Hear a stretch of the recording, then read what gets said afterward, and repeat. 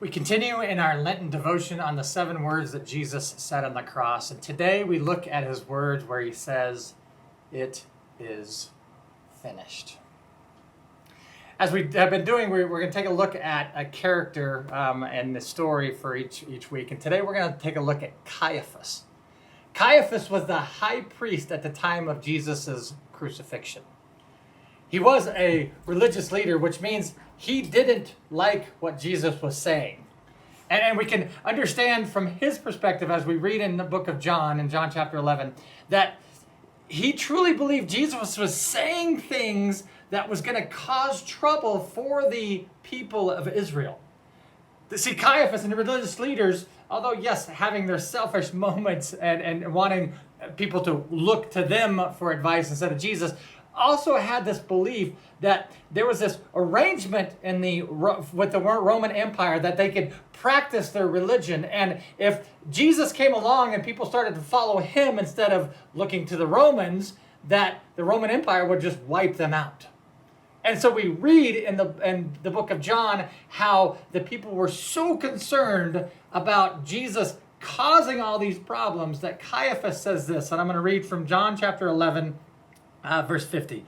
He says, "You do not realize that it is better for you that one man die for the people than that the whole nation perish." You see, when we look back at that, wow, how true words were being actually said by Caiaphas, but that's not what he meant it as. He meant it as, it's better for this guy to die than it is for the whole nation to be wiped out because of his teachings.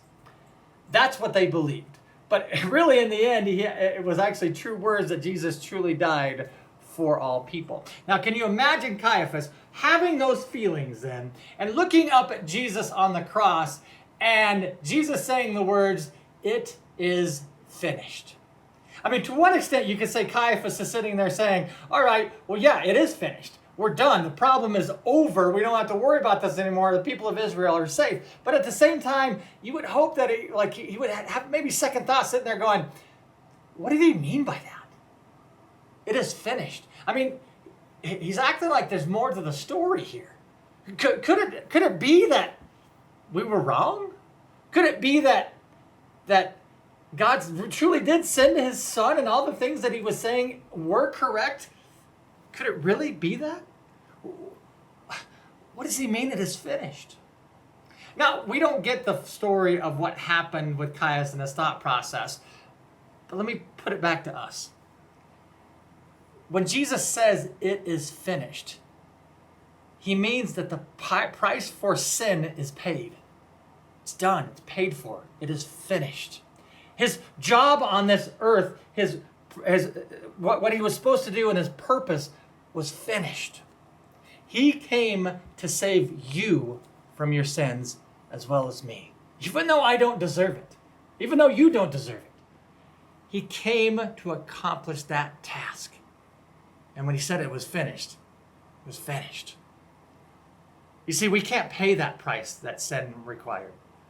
No matter what works that we could want to try out and go and do, or what money we think we can pay for it, it didn't matter. None of that was going to pay for sin. There's only one thing that would do that, and that was perfect blood. And that was only going to happen through Jesus. So it is finished.